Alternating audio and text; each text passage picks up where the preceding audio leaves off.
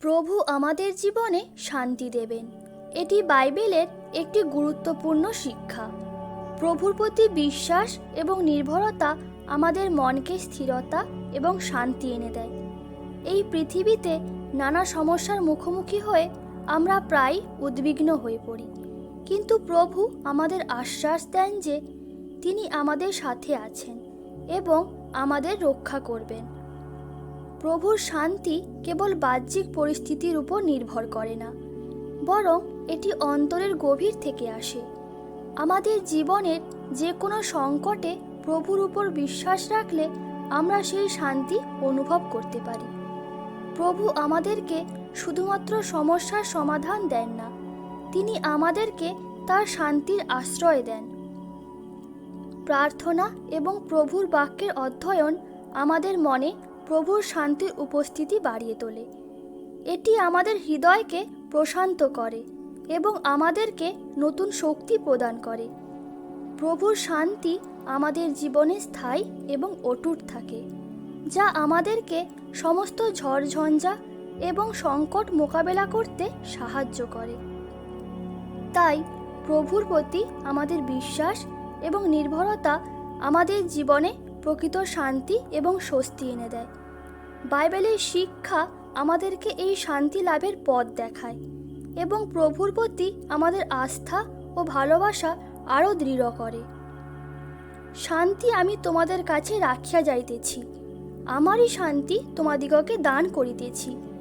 জগৎ যেরূপ দান করে আমি সেরূপ দান করি না। তোমাদের হৃদয় উদ্বিগ্ন না হোক, ভীতও না হোক। আর খ্রিস্টের শান্তি তোমাদের হৃদয় কর্তৃত্ব করুক। তোমরা তো তাহারই নিমিত্ত এক দেহে আহুত হইয়াছ, আর কৃতজ্ঞ হও। সদাপ্রভু আপন প্রজাদিগকে বল দিবেন। সদাপ্রভু আপন প্রজাদিগকে শান্তি দিয়া আশীর্বাদ করিবেন। আর শান্তির প্রভু স্বয়ং সর্বদা সর্বপ্রকারে তোমাদিগকে শান্তি প্রদান করুন। প্রভু তোমাদের সকলের সহবর্তী হন। প্রত্যাশার ঈশ্বর তোমাদিগকে বিশ্বাস দ্বারা সমস্ত আনন্দে ও শান্তিতে পরিপূর্ণ করুন, যেন তোমরা পবিত্র আত্মার পরাক্রমে প্রত্যাশায় উপচিয়া পড়ো। আমি শান্তিতে শয়ন করিব, নিদ্রাও যাইব, কেননা হে সদাপ্রভু, তুমি একাকী আমাকে নির্ভয়ে বাস করিতে দিতেছ। বস্তুত পর্বতগণ সরিয়া যাইবে, উপপর্বতগণ টলিবে, কিন্তু আমার দয়া তোমা হইতে সরিয়া যাইবে না এবং আমার শান্তির নিয়ম টলিবে না। যিনি তোমার প্রতি অনুকম্পা করেন সেই সদাপ্রভু ইহা কহেন। শয়নকালে তুমি ভয় করিবে না, তুমি শয়ন করিবে, তোমার নিদ্রা সুখদায়িনী হইবে। কারণ মাংসের ভাব মৃত্যু, কিন্তু আত্মার ভাব জীবন ও শান্তি।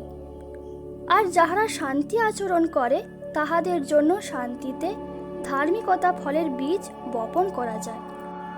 অবশেষে বলি, হে ভ্রাতৃগণ, আনন্দ করো, পরিপক্ব হও, আশ্বাস গ্রহণ করো, এক ভাব বিশিষ্ট হও, শান্তিতে থাকো। তাহাতে প্রেমের ও শান্তির ঈশ্বর তোমাদের সঙ্গে সঙ্গে থাকিবেন।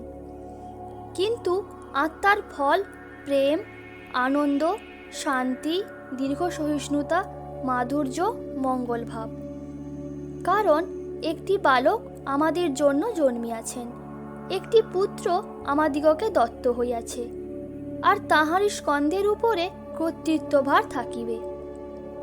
এবং তাহার নাম হইবে আশ্চর্য মন্ত্রী, বিক্রমশালী ঈশ্বর, সনাতন পিতা, শান্তিরাজ।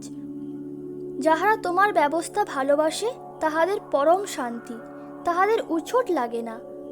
কেননা তিনি আমাদের সন্ধি, তিনি উভয়কে এক করিয়াছেন এবং মধ্যবর্তী বিচ্ছেদের ভিত্তি ভাঙ্গিয়া ফেলিয়াছেন।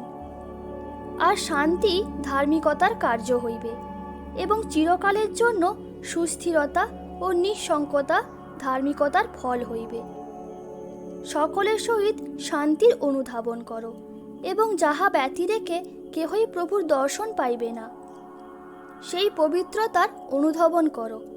সাবধান হইয়া দেখো, পাছে কেহ ঈশ্বরের অনুগ্রহ হইতে বঞ্চিত হয়। ঈশ্বর সদাপ্রভু যাহা বলিবেন আমি তাহা শুনিব, কেননা তিনি আপন প্রজাদের আপন সাধুগণের কাছে শান্তির কথা বলিবেন, কিন্তু তাহারা পুনর্বার মূর্খতায় না ফিরুক। অতএব বিশ্বাস হেতু ধার্মিক গণিত হওয়াতে আমাদের প্রভু যীশুখ্রিস্ট দ্বারা আমরা ঈশ্বরের উদ্দেশ্যে সন্ধি লাভ করিয়াছি। ধন্য যাহারা মিলন করিয়া দেয়, কারণ তাহারা ঈশ্বরের পুত্র বলিয়া আখ্যাত হইবে। ঈশ্বরে এবং আমাদের প্রভু যীশুর তত্ত্বজ্ঞানে অনুগ্রহ ও শান্তি প্রচুর রূপে তোমাদের প্রতি বর্তুক। আমি ওষ্ঠাধরের ফল সৃষ্টি করি, শান্তি নিকটবর্তী ও দূরবর্তী উভয়েরই শান্তি, ইহা সদাপ্রভু কহেন। হাঁ, আমি তাহাকে সুস্থ করিব। কেননা সদাপ্রভু বলেন, আমি তোমাদের পক্ষে যে সকল সংকল্প করিতেছি তাহা আমিই জানি, সে সকল মঙ্গলের সংকল্প, অমঙ্গলের নয়, তোমাদিগকে শেষ ফল ও আশাসিদ্ধি দিবার সংকল্প। কারণ তোমরা আনন্দ সহকারে বাইরে যাইবে এবং শান্তিতে তোমাদিগকে লইয়া যাওয়া হইবে। পর্বত ও উপপর্বতগণ তোমাদের সমক্ষে উচ্চৈস্বরে আনন্দগান করিবে এবং ক্ষেত্রের সমস্ত বৃক্ষ হাততালি দিবে। মন্দ হইতে দূরে যাও, যাহা ভালো তাহাই করো, শান্তির অন্বেষণ ও অনুধাবন করো। যদি সাধ্য হয় তোমাদের যতদূর হাত থাকে মনুষ্য মাত্রের সহিত শান্তিতে থাকো। মানুষের পথ যখন সদাপ্রভুর সন্তোষজনক হয়, তখন তিনি তাহার শত্রুদিগকেও তাহার প্রণয়ী করেন।